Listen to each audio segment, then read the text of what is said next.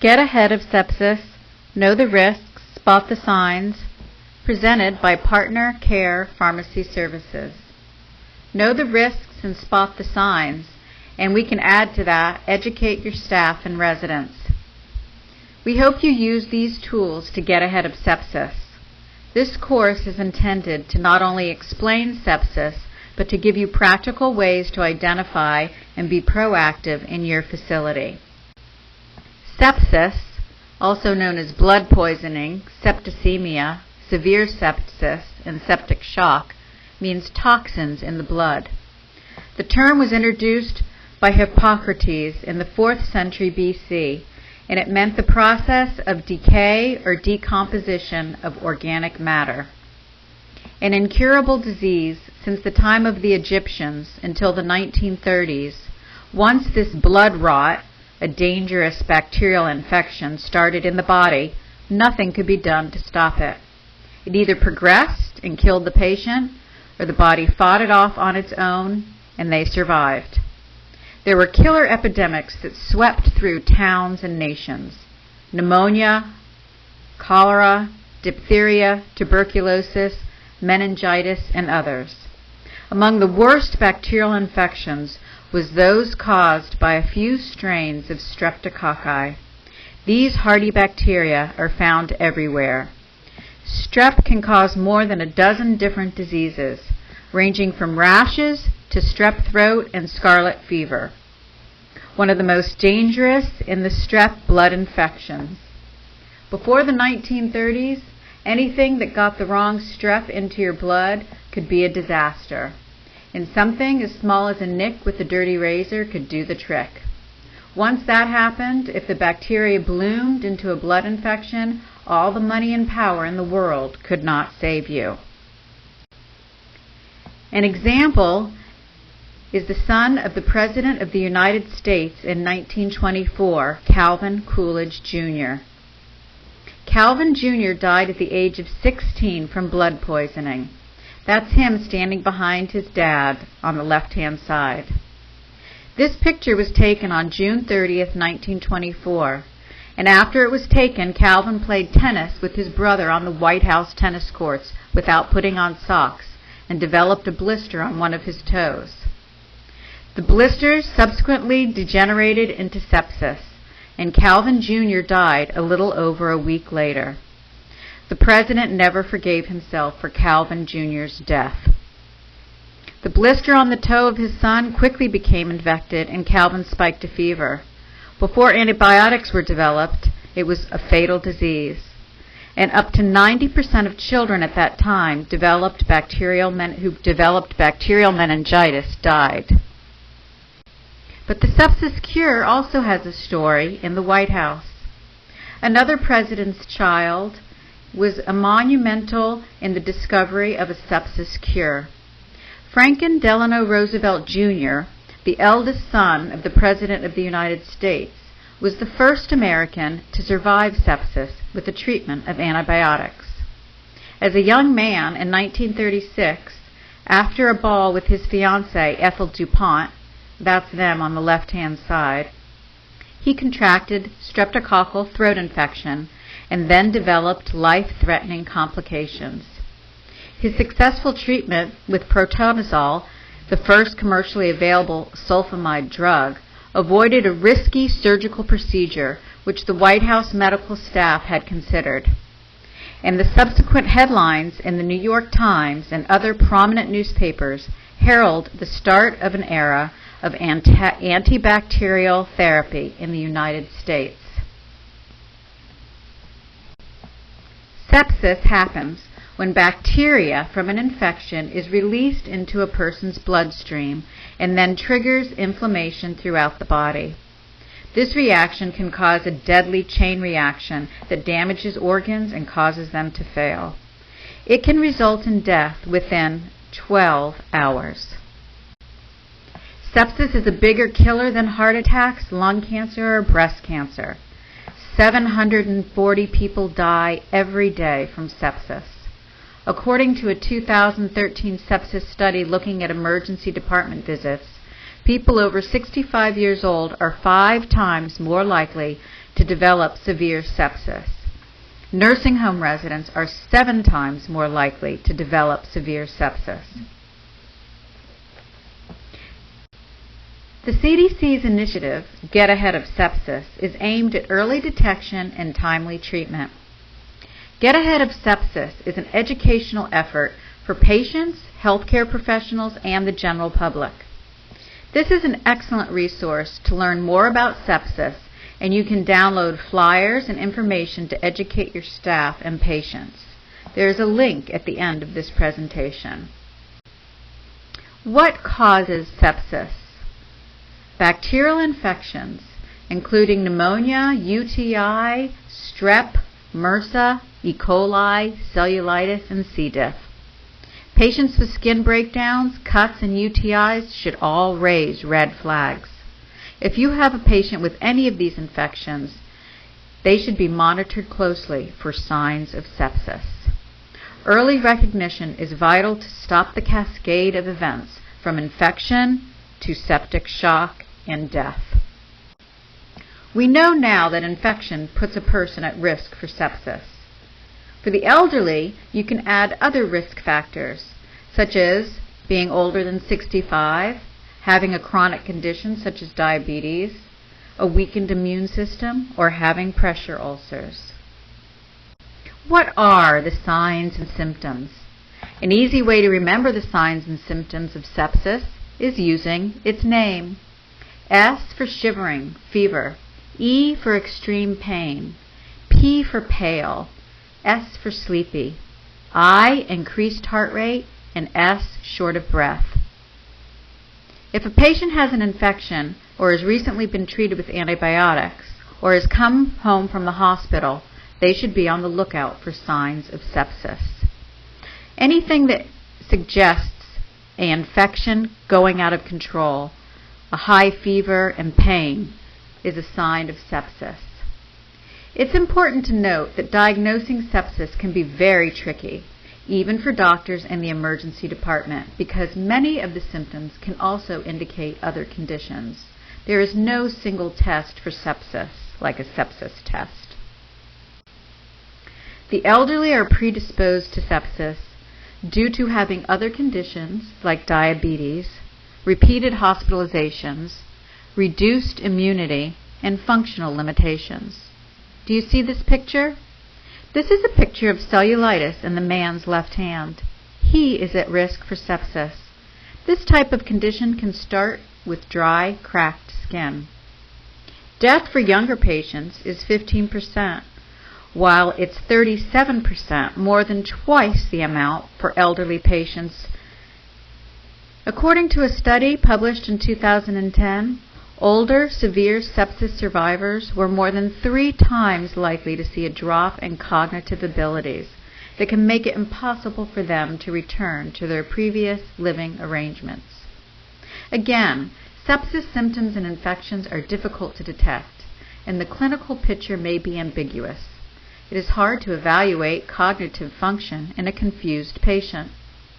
While aging increases the risk of sudden deterioration, many patients do respond well to timely and appropriate interventions. Cancer and sepsis. This is additional information regarding residents with cancer. Patients with cancer should be red flag patients and be monitored for signs of sepsis. Having cancer and undergoing certain treatments, such as chemotherapy, can put you at a higher risk of developing infections. Skilled nursing facility specific information. Think sepsis. According to a CDC study that was conducted reviewing charts in New York State hospitals, the 4 most frequent infections that lead to sepsis are respiratory, urinary tract, skin, and abdominal. The evaluation also found that sepsis begins outside of the hospital for nearly 80% of patients, and coming from a nursing home is a risk factor. Healthcare providers are the most critical link to preventing, recognizing, and treating sepsis. Antibiotic resistance, infections caused by bacteria that cannot be treated with traditional antibiotics, is a concern because these infections can trigger sepsis. The most common antibiotic-resistant bacteria is MRSA. Vancomycin is used to treat MRSA, but in 2002, VRSA, a vancomycin-resistant infection, was also found. A common cause of urinary tract infection often becomes resistant to vancomycin and is called VRE. C. diff is a bacteria spread by microscopic spores found in stool and are spread from person to person through direct and indirect means. The spores can stay alive for quite a while on surfaces and then be picked up by others that touch those surfaces. The bacteria causes inflammation of the gut or colon, colitis, and this can lead to severe diarrhea and possibly sepsis. C. diff is treated with vancomycin and Difficid. About 20% of people experience a recurrence of C. diff infection. Signs and symptoms of UTI may not be easy to detect, especially in older people. Bacterial infections in the urinary tract, including bladder and kidney infection, put residents at very high risk for sepsis. Sepsis is not only a disastrous outcome for our patients, it's also a direct path to immediate jeopardy. The State Operations Manual, Appendix PP, Guidance to Surveyors, sepsis is an outcome that is an example of immediate jeopardy to resident health and safety. According to F686, Skin Integrity, it states, admitted or development of stage 4 pressure ulcer and as a result of the facility's noncompliance fails to progress towards healing with an increased potential for serious complications including osteomyelitis and sepsis. For F690, incontinence, an example of immediate jeopardy is the facility failed to ensure that a resident who entered the facility with an indwelling catheter was assessed for removal of the catheter as soon as possible, resulting in the resident continuing to have the catheter in place for 3 weeks and developing a UTI leading to sepsis. And in F694 IV infusion, an immediate jeopardy can be cited because of the facility's failure to adhere to sterile technique during maintenance of IV therapy, which led to sepsis and resulted in the patient's hospitalization or death. For assisted living facilities, there are different things to look at. Assisted living facilities' level of staff varies widely. Some facilities have licensed nurses on staff, while many have a nurse consultant.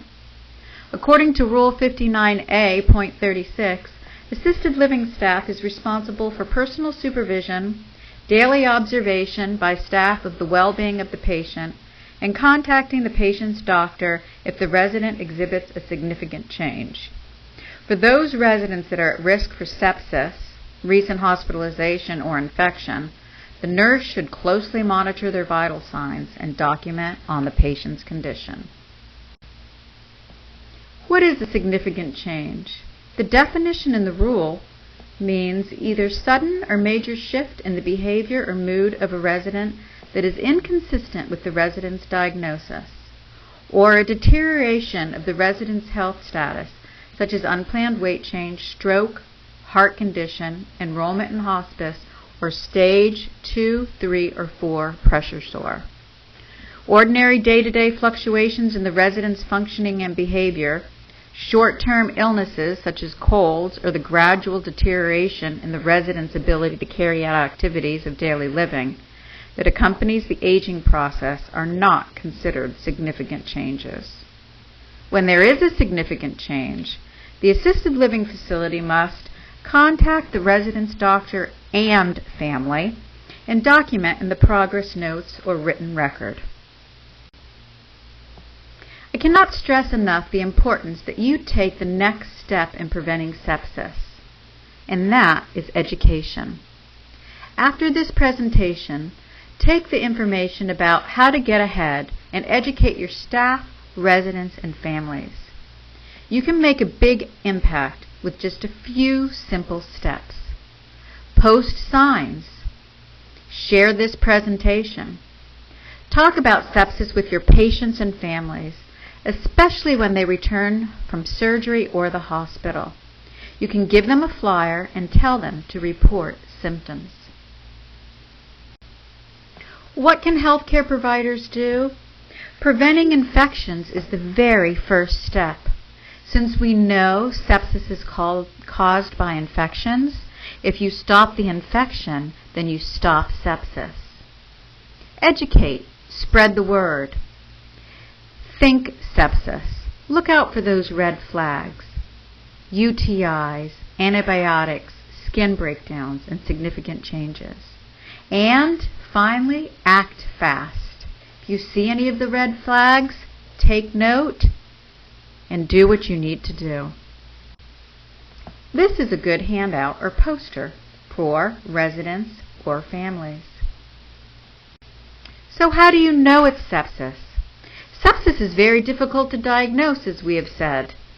This slide shows the progression from SIRS, SIRS, which is Systematic Inflammatory Response Syndrome, to septic shock. Sepsis can occur in people who don't even know they have an infection, such as a UTI or ruptured appendix. Aging increases the risk of sudden deterioration from septic shock, and it is a slippery slope. Treatment requires IV antibiotics and hospitalization. To determine if it's sepsis, labs include your lactate levels. When cells become hypoxic, lactate levels increase. An elevated lactate level is often related to organ dysfunction and an important marker in the diagnosis of sepsis and septic shock.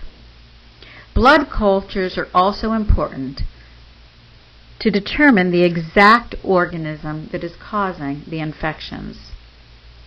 The initial treatment includes administering a broad-spectrum antibiotic as soon as possible.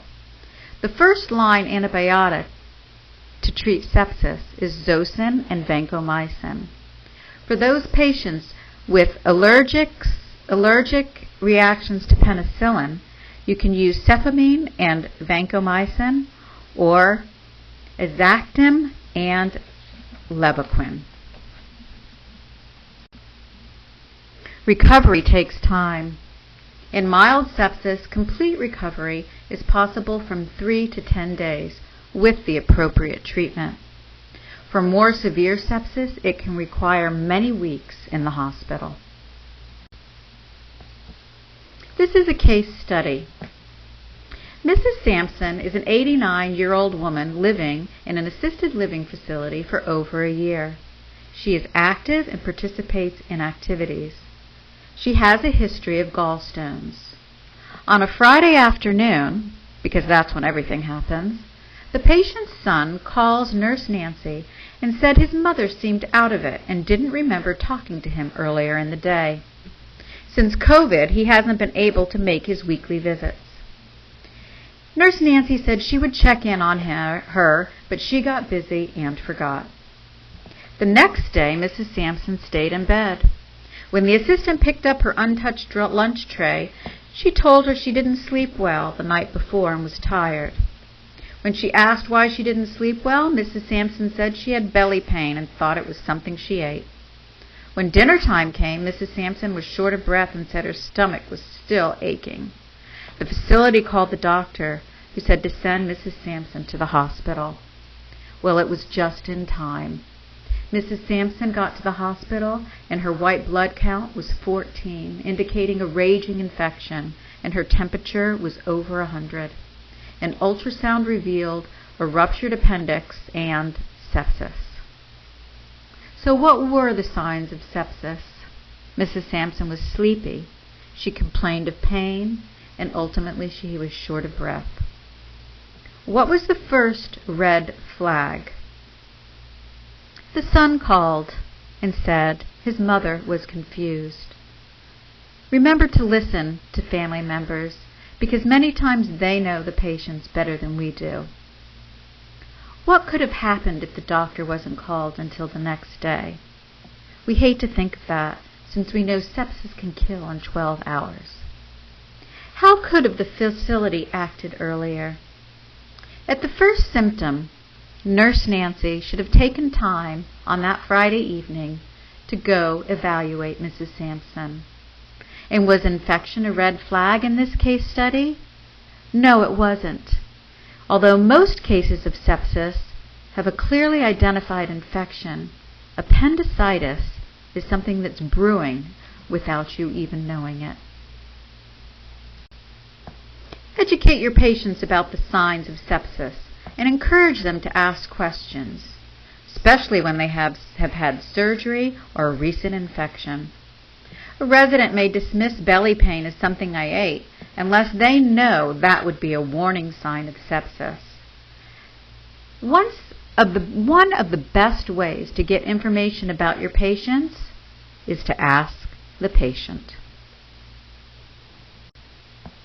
Since sepsis is caused by infections, if you prevent the infection in the first place, you are one step ahead.